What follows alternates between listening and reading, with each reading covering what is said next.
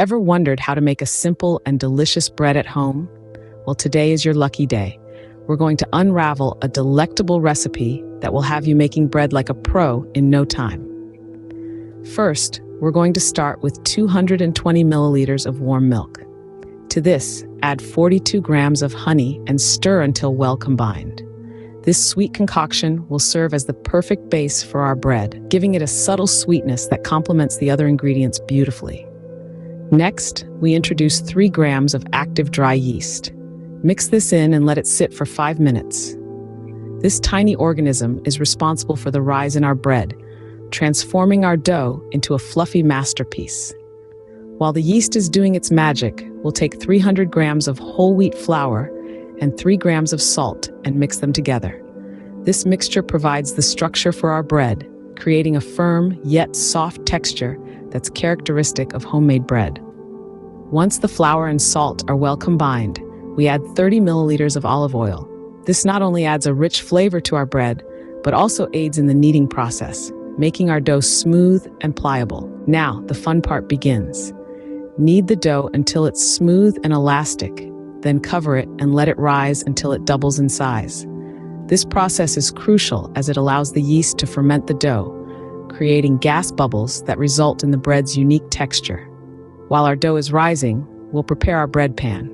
The ideal size is 9 by 5 inches.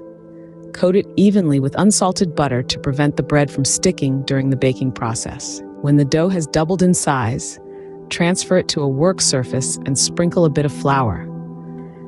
This will prevent the dough from sticking as we fold it and roll it out to an approximate size of 35 by 20 centimeters. Now, for a delightful twist, we'll sprinkle 50 grams of a mixture of chopped nuts and cranberries evenly over the dough.